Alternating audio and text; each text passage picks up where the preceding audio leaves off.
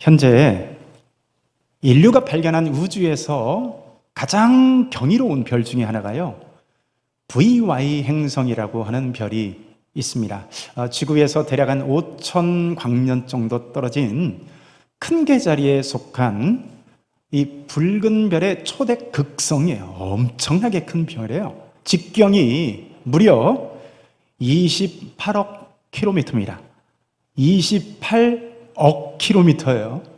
그 크기가 상상이 가십니까? 이 별이 얼마나 큰지 비행기가 시속 한 900km로 날아가는데, 시속 900km로 날아가는 비행기로요, 밤낮을 가리지 않고 날아가도요, 이 겉표면 한 바퀴를 도는데 자그마치 1100년이 걸립니다. 그러니까 900km의 비행기로 밤낮 없이 날아가서 몇 년 걸린다고요? 1100년이 걸린 거예요. 여러분들이 100세까지 사신다 해도 자손 11대가, 그러니까 상상을 초월하는 크기죠. 근데 여러분, 우리가 믿고 의지하는 하나님은 이 끝없는 광대한 우주를 말씀으로 창조하시고, 지금도 모든 별과 이 행성 궤도를 한치의 오차도 없이 운행케 하시는 만군의 주 여호와이십니다.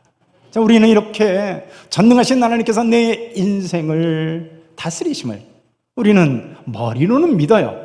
자, 근데 실제 삶은 그저 작은 풍랑 앞에서, 또 예상치 못한 우리의 현실 앞에서 너무나 쉽게 무너지고 두려워하고 낙심하는 것이 사실 우리의 모습이 아닌가 싶습니다. 건강에 조금만 이상이 생겨도, 자녀들의 이 진로가 조금만 우리의 맘먹은 대로 진행되지 않는다고 해도, 재정적으로 조금만 흔들려도 우리는 그 작은 이 불확실한 상황 앞에서 밤잠을 설치면서 불안해하는 것이 솔직한 우리의 모습이 아닌가요? 자, 오늘 본문에 등장하는 위대한 믿음의 사람인 야곱도 본성은 우리와 크게 다르지 않는 불안해하고 연약한 한 사람입니다. 자, 어느덧 이 야곱은 인생 풍파를 다 겪은 130세에 이른 노인이 되었습니다.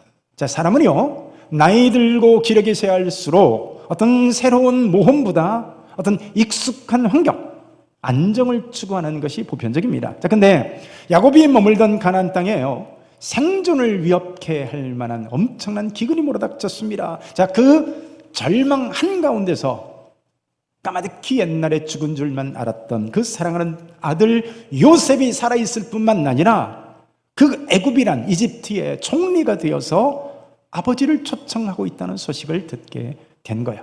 자, 이런 상황이 되면 일반적으로 생각해 볼 때 당장 만사를 제쳐놓고 휘파람 불면서 짐 싸서 내려갈 것 같은데, 오늘 야곱의 저 마음 이면에는 깊은 어떤 마음을 무겁게 하는 뭔가가 있었습니다. 왜냐하면 애굽은 약속의 땅이 아니었기 때문에 그렇습니다. 하나님께서 아브라함과 이삭과 야곱에게 주셨던 이 약속의 땅은 가나안 땅이었어요. 우리가 아시다시피 아브라함이 흉년의 때에 애굽으로 내려갔다가 큰 곤욕을 치르지 않았습니까? 또 이삭에게는 하나님께서 직접 애굽으로 내려가지 말라고 하는 명령까지 직접 하셨어요. 자, 그러므로 야곱에게 오늘 애굽행으로 떠난다는 것은, 이건 단순한 쉽게 결정할 수 있는 그런 이사나 그런 게 아니었어요. 언약의 땅을 떠나야 한다는 어떤 저 마음을 무겁게 하는 뭔가가 있었던 거죠. 우리도 이런 비슷한 상황들을 많이 경험하지 않습니까? 가야 할 거예요. 가야 할 만한 상황이고 갈 수밖에 없어요. 그런데 그것이 하나님의 뜻과 약속과 이것이 어떻게 이어질지 알 수 없을 때, 예를 들면 자녀들의 진로 앞에서, 또 우리가 어떤 직장에 변화가 생겨서 이동할 수밖에 없는 상황이라든가, 병원에 가서 큰 수술을 앞둔 상황일 수도 있고, 아니면 내노년의 삶에 가야 할 인생의 행로일 수도 있어요. 자, 그런데 오늘 본문에서는요, 그렇게 두려운 인생 앞에 선 우리들에게 하나님이 어떤 분이신가를 보여주는 그런 본문이라고 할 수가 있습니다. 먼저 우리가 생각해 봐야 할 것은, 오늘 야곱이 어쩌다가 우연히 애굽으로 내려간 것이 아니라는 거예요. 어쩌다 보니까 흉년이 들었고, 어쩌다 보니까 아들 요셉이 먼저가 있어서 야, 이거 대박이다 하면서 오늘 애굽으로 내려가는 것이 아니라는 거예요. 하나님의 섭리와 특별히 이미 아브라함과 맺으셨던, 하셨던 약속 때문에 오늘 야곱이 애굽으로 내려가게 되는 거예요. 뭐라고 이미 아브라함에게 약속을 하셨을까요? 창세기 15장을 보면 13절과 14절 우리 한번 읽습니다. 시작. 여호와께서 아브라함에게 이르시되 너는 반드시 알라. 내 자손이 이방에서 객이 되어 그들을 섬기겠고 그들은 400년 동안 내 자손을 괴롭히리니 그들이 섬기는 나라를 내가 징벌할지며 그 후에 내 자손이 큰 재물을 이끌고 나오리라. 하나님이요, 이미 아브라함의 후손들이 이방의 객이 되어서, 다시 말해서 애굽에 속한 바 되어서 400년을 지날 것이라고 이미 아브라함에게 약속하셨고, 여러분 그대로 되었을까요? 정확히 성취됩니다. 여러분이 얼마나 놀라운 일입니까? 하필이면 12아들들을 통해서 우여곡절 끝에 요셉이 팔리고 또 재수없게 누명 쓰고 감옥에 들어가서 그곳에서 술관 한 장만, 그게 아니에요. 감옥 속에 들어갔을 때 떡 굽는 관원장을 만나게 되는데, 그러면 이 떡 굽는 관원장은 왜 있을까요? 이 술관원장이야 나중에 바로 앞에 요셉을 소개해줘야 되니까 그렇다 치지만 떡 굽는 관원장은 왜 있을까요? 아마 떡 굽는 관원장 없이 술관원장만 꿈대로 이루어졌다면 아마 틀림없이 술관원장은 이것만에 그냥 어쩌다 우연히 이루어진 것이다 이렇게 틀림없이 생각을 했을 거예요. 그러니까 떡 굽는 관원장을 세워놓은 거죠. 자, 그리고 7년의 풍년이 든 것도, 그리고 7년의 흉년이 든 것도 이것이 다 우연이 아니라 하나님이 아브라함에게 이미 예언한 대로 오늘 결국 야곱이 애굽을 향해 내려가게 되었다는 것입니다. 여러분 믿으십니까? 이 모든 것들이 아브라함과 하셨던 바로 그 약속을 이행하시는 하나님의 신실하심으로 인해서 오늘 야곱이 애굽으로 내려가게 되었다는 겁니다. 사랑하는 성도 여러분, 이분이 하나님이십니다. 이분이 우리의 하나님이세요. 이분은 온 우주를 주관하시는 천능하신 하나님이신 거죠. 제가 영남대학교 물리학 교수의 이 권진혁 교수님이라는 분의 강의를 제가 지난 주간에 들었습니다. 강의 중에 아주 흥미로운 사실을 발견했는데, 특별하게 설계된 지구와 태양계 이런 주제로 이렇게 설명을 하는 거예요. 여러분, 우리가 이 살고 있는 태양계가 있잖아요. 태양이 있고 태양을 빙글빙글 돌고 있는 걸 우리가 태양계라고 합니다. 잘 모르셔도 고개를 끄덕끄덕하면 상식 있는 사람이 되는 거예요.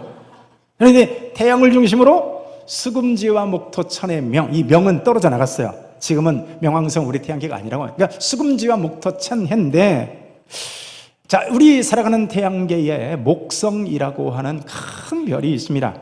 지구에 비해서 11배 정도 큰 별인데, 그러니까 목성이요, 괜히 그 자리에 있는 게 아닌 거야. 목성이 어쩌다가 그냥 우연히 그 자리에 있는 것이 아니라, 그거 아세요? 목성이 있기 때문에 지구가 안전하다는 거예요. 무슨 얘기냐면, 목성이 엄청난 우주에서 날아오는 모든 쓰레기를 목성이 청소부하는, 이 청소부이자 지구를 지켜주는 보디가드 역할을 한다는 거예요. 그러니까 목성이 지구를 향해 날아오는 수많은 운석들을 다 이 목성이 몸으로 받아내주는 덕분에 우리가 그 운석들이라든가 이런 것들을 지구에서 맞지 않는 거예요. 그 영화 중에 딥 임팩트라고 하는 영화가 있었습니다. 딥 임팩트가 소행성, 운석 하나가 지구에 떨어졌는데 지구 인구의 3분의 1이 죽는다든가 아마 이런 엄청난 대재앙이 일어나요. 그러니까 고작 하나 떨어졌네. 근데 여러분 생각해 보세요. 그 많은 별 운석들이 왜 지구가 우리가 몸으로 받지 않아요? 목성이 있기 때문이라는 거예요. 그래서 그 목성이 엄청난 중력을 발휘하고 그 큰 크기로 날아오는 것들을 다 몸으로 받아낸다는 거예요. 그래서 우주의 쓰레기들이 지구에 접근하지 못하도록 한다는 거예요. 그 재미있는 사실은 우리 태양계 안에 태양보다 가까운 행성이 바로 금성이라고 하는 행성이 있습니다. 이 금성은 새벽에 보면 가장 밝게 빛나는 별이 바로 금성인데, 이 금성이 없었다면 지구가 태양 쪽으로 끌려 들어가서 지구의 평균 온도가 400도가 될 거라고 합니다. 웬만큼 덥지만 400도는 못 살 것 같죠, 그죠? 네, 그러니까 수금지와 목토천해가 우연이 아니라 어떻게 해요? 하나님의 계획과 그분의 지혜와 그분의 설계도대로 이렇게 수금지와 목토천해라고 하는 별들이 있는 거예요. 하나님은 지구도 정확하고 엄청나게 미세 조정해놨습니다. 지구의 크기, 지구의 기압, 그리고 평균 온도, 그리고 자전주기가 지금보다 조금만 빨라도 지구에 사람이 살 수가 없어요. 23.5도라고는 자전축이 기울어져 있기 때문에 그 태양과의 거리를 생각해 보세요. 달과의 지금과 같은 정확한 지금의 그 거리, 여러분 이 수치 중에서 단 하나만 어긋난다 할지라도 지구에 생명체가 존재할 수 없는 거예요. 지금보다 지구의 크기가 10% 정도만 더 커지잖아요. 지구 전체가 사막으로 변해서 생명체가 살 수 없습니다. 약간만 작아져도요, 중력이 약해져서 바닷물들이 우주로 다 증발해버려서 지구는 물 없는 좀 마치 화성과 같은 그런 행성이 되고 만다는 거예요. 그 정도가 아니라 우리가 사는 태양계뿐만 아니라 전 우주가 완벽히 미세조정되어 있습니다. 이것은 하나님을 안 믿는 과학자들이 먼저 일관되게 주장하는 거예요. 사랑하는 성도 여러분, 바로 그 전능하신 하나님께서 오늘 야곱에게 나타나셔서 약속하신 줄 믿습니다. 그게 3절과 4절 말씀, 우리 같이 한번 읽습니다. 시작. 하나님이 이르시되 나는 하나님이라 내 아버지의 하나님이니 애굽으로 내려가기를 두려워하지 말라. 내가 거기서 너로 큰 민족을 이루게 하리라. 내가 너와 함께 애굽으로 내려가겠고 반드시 너를 인도하여 다시 올라올 것이며 요셉이 그의 손으로 내 눈을 감기리라 하셨더라. 자, 한마디로 요약하자면 네가 애굽으로 가는 그 길에 내가 너와 함께 하실 것이니 두려워하지 말라는 거예요. 아멘. 사람은 나이가 들수록 안정을 추구하는 경향이 있습니다. 그래서 많은 사람들이 젊은 시절에는 고향을 떠나기도 하고 모험도 합니다. 그런데 그렇게 조선 팔도가 좁다고 떠돌아다니다가도 나이가 들면 어떻게 한다고요? 나이가 들면 고향을 찾는 것이 일반적이에요. 여러분, 수구초심이라고 하잖아요. 야곱 역시 떠나기를 주저할 수밖에 없는 나이인 게 사실이요. 지금 야곱의 나이가 130세입니다. 그러니까 새로운 환경에 얼마나 그가 두렵겠어요. 그런데 하나님이 그런 야곱을 위로하시고 격려하십니다. 나가서 단순히 위로하고 격려할 뿐만 아니라 오늘 야곱에게 놀라운 비전을 주시는데요. 아브라함에게 이미 주셨던 비전을 오늘 다시 야곱에게 주십니다. 우리 3절 끝에 뭐라고 말씀하셔요? 거기서 큰 민족을 이룰 것이라 약속해 주십니다. 이 약속과 같이 오늘 그저 70명이 내려갑니다. 그런데 하나님의 은혜로 큰 민족이 되어서 나중에 보세요. 출애굽할 때를 보세요. 출애굽기 1장에 보면 얼마나 그들이 큰 민족이 되어서 출애굽하게 되는지를 잘 보여주고 있습니다. 자그마치 애굽이 바로 왕이 두려워할 만큼 번성했대요. 자, 어떻게 이렇게 번성하게 됐을까요? 여러분, 하나님의 약속 때문인 것을 믿으시길 축원합니다. 아울러 오늘 야곱에게 있어서 가장 중요한 하나님의 약속이 뭘까요? 바로 4절 말씀이요. 바로 내가 너와 함께 가겠다. 아멘 합시다. 내가 너와 함께 가겠노라.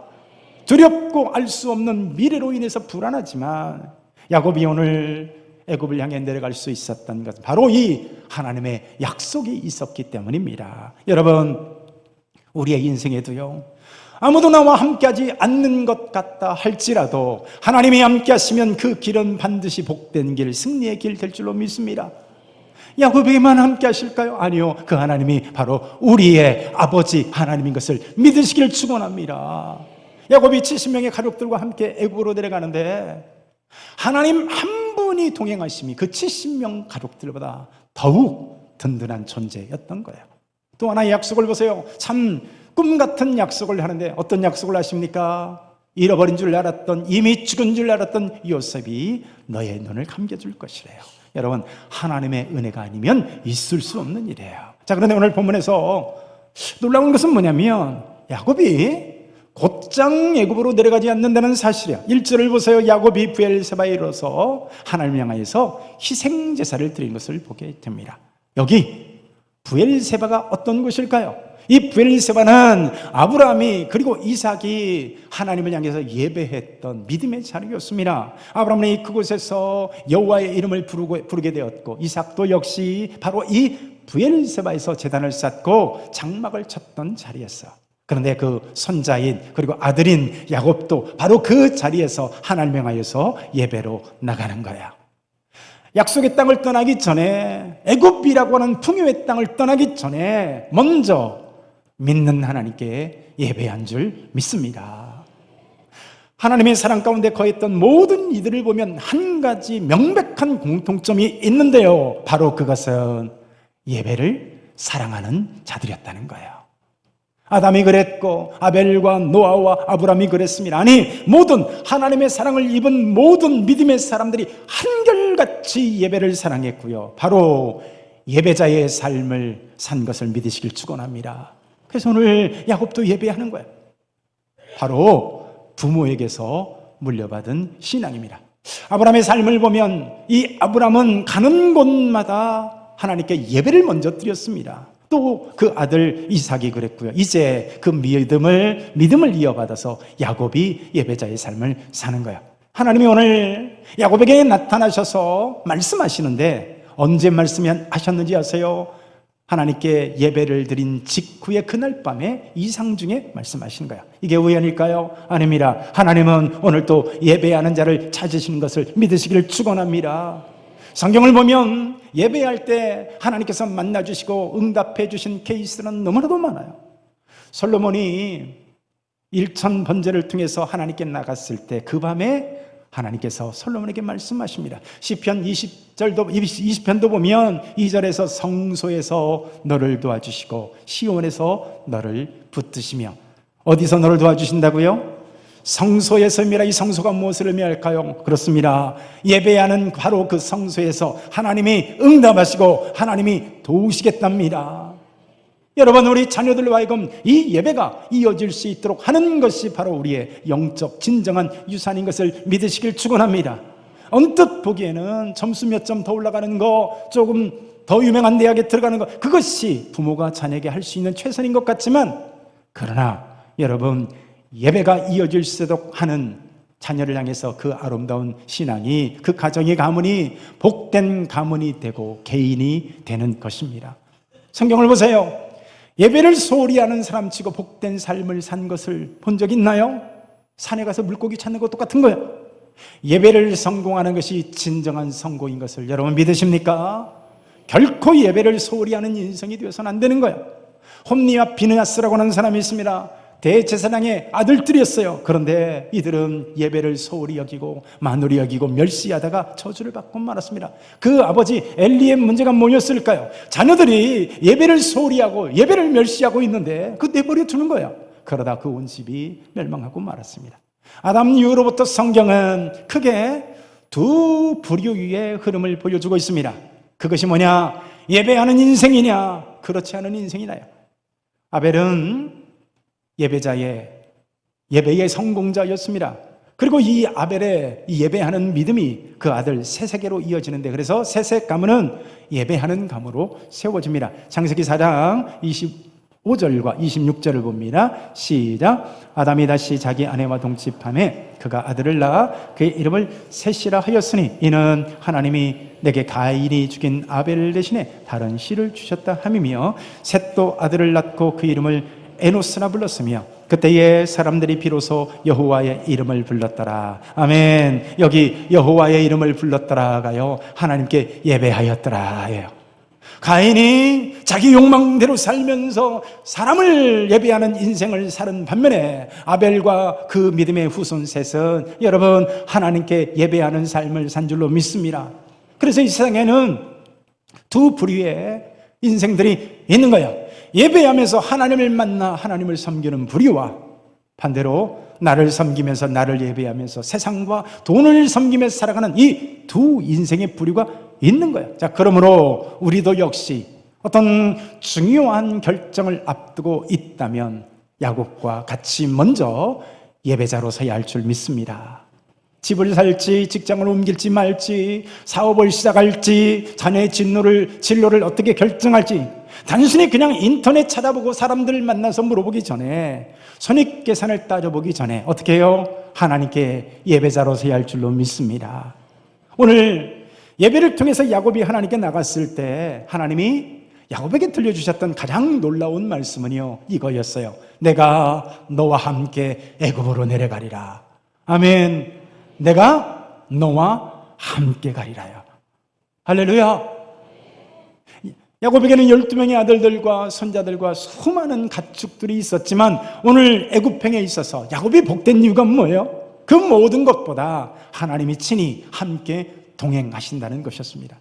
하나님이 모세를 보내실 때 든든한 말 잘하는 형 아론을 붙여줍니다. 또 능력의 지팡이를 통해서 그것을 통해서 능력을 보여주고 수많은 이력들을 행할 수 있는 권세를 주셨어요. 그러나 모세에게 있어서 가장 놀라운 말씀은 뭐였을까요? 출애굽기 3장 12절 말씀이요, 하나님이 이르시되 내가 반드시 너와 함께 있으리라, 너와 함께 있으리라, 이 말씀이었습니다. 이런 약속은 여호수아에게도 합니다. 내가 모세와 함께 있었던 것 같이 너와 함께 있었을 것입니다. 내가 너를 떠나지 아니하며 내가 너를 버리지 아니하리라. 내가 너를 떠나지 아니하며 버리지 아니하리라. 이 약속을 하나님은 다윗을 비롯한 모든 하나님의 사람들에게 동일하게 말씀하시는 거예요. 믿습니까? 300명의 용사를 데리고 미디안 대군 앞에 서야 했던 기드온에게도 주셨던 말씀이 내가 너와 함께하리라 했어요. 모든 하나님의 언약 가운데서는 믿음의 사람들에게 주신 동일한 말씀이 뭐예요? 따라서 해봅시다. 내가 너와 함께하리라. 믿으십니까? 이 하나님이 여러분들에게도 함께할 줄로 믿습니다. 아브라함에게 함께하신 하나님이, 그리고 야곱과 요셉에게, 모세를 비롯한 예레미야를 비롯한 모든 믿는 사람들에게 함께 하셨던 하나님이 저와 여러분들에게도 함께 할 줄로 믿으시길 축복합니다. 또한 하나님이 야곱에게 주셨던 약속을 보세요. 하나님이 반드시 너를 인도하여 다시 올라올 것이라고 약속합니다. 이 하나님의 이 은혜의 말씀은 성취되었을까요? 예, 완벽하게 성취됩니다. 나중에 야곱의 몸도 요셉과 그 아들들에 의해서요 가나안 땅에 올라와서 막벨라 굴에 묻히게 됩니다. 야곱은 비록 죽음을 맞이하게 되지만 애굽이 그의 최종 목적지가 아니었습니다. 여러분, 하나님의 약속은, 언약은 죽음조차 하나님의 언약을 취소치 못하는 줄 믿습니다. 자, 여러분, 이 모든 오늘 야곱의 최종 언약의 목적지가 어디냐? 하나님께서 아브라함에게 하셨던, 약속하셨던 것이 뭐예요? 오늘 야곱이 애굽을 향해 떠나기 전에 이미 하나님은 아브라함에게 이방 땅에서 너의 후손이 객이 되어서 큰 어려움을 겪게 되지만 때가 되면 큰 민족이 되어서 나오게 될 것이라고 이미 약속하시고 보여주셨습니까? 그러니까 오늘 야곱에게 일어나는 이 모든 일들은, 요셉에게 일어나는 이 모든 과정들은 뭘까요? 구원 역사의 과정입니다.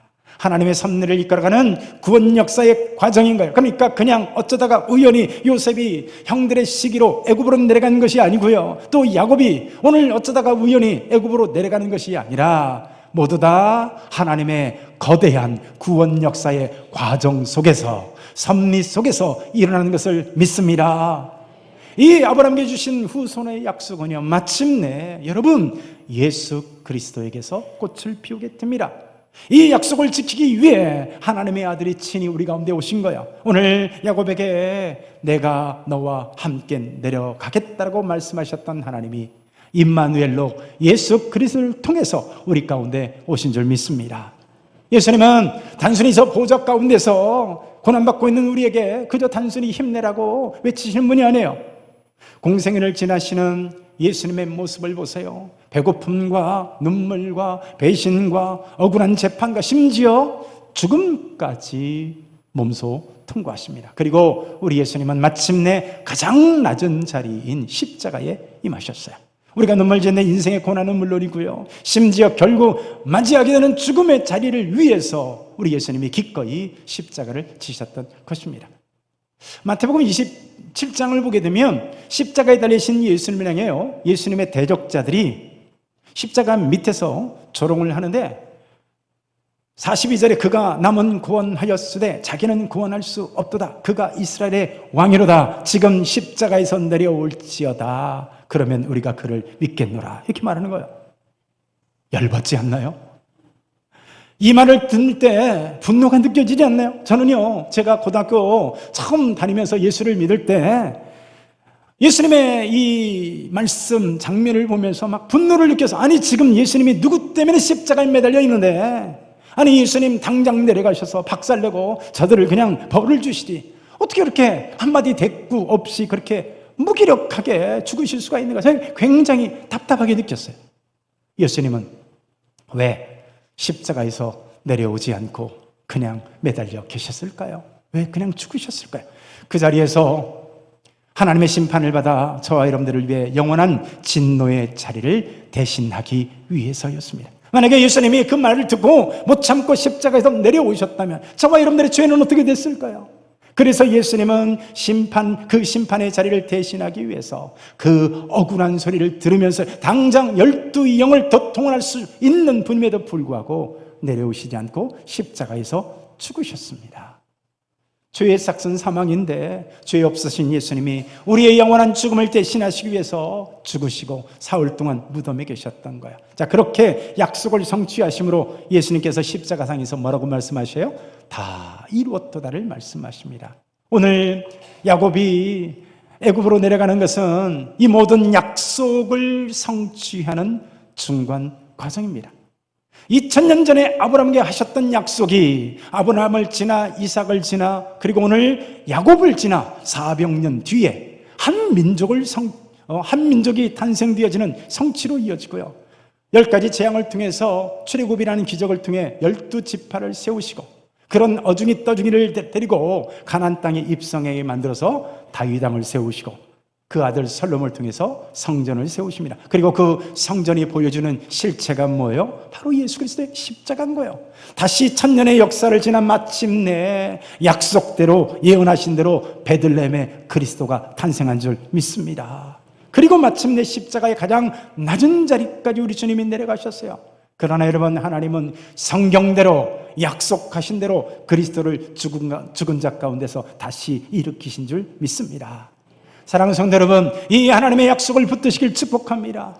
실제로 어떤 억압과 박해가 있다 할지라도요, 하나님의 하신 약속은 사람을 통해서 방해받지 않습니다. 우리도 마찬가지인 거예요. 하나님의 함께 하시면 여러분, 우리의 삶에 어떤 고난의 여정이라 할지라도 마침내 복이 될 줄 믿습니다. 마침내 승리할 줄 믿습니다. 우리 앞에 어떤 불안한 미래가 있다 할지라도 하나님이 그분이 우리와 함께 하신다면 마침내 복된 길이 되는 거예요. 그렇기 때문에 믿음의 부엘사바 앞에, 예배 앞에 서시길 축복합니다. 기도 없이 조급하게 움직이기 전에 예배로 나가고 기도로 나가고 말씀 앞에 서시기를 축원합니다. 그리하면 어떤 내려가는 인생길에서도 하나님이 동행하시고 하나님이 함께 내려간 그 사람을 반드시 높이 올리실 줄 믿으시기를 축원합니다. 자, 우리 한 목소리로 한번 기도하십니다. 자, 오늘 말씀을 기억하며 한 목소리로 기도할 때 하나님, 오늘 전능하신 하나님, 두려운 어떤 미래 앞에서도 하나님의 완전한 섭리를 신뢰하며 끝까지 동행하시는 주님을 붙들고 믿음으로 나가게 하여 주옵소서. 어떤 상황에서도 손익계산보다 먼저 약속하시는 하나님의 약속을 붙들고 믿음으로 반응하는 우리 되게 하옵소서. 예배자로 서게 하여 주옵소서. 우리 한 목소리 한번 기도합니다.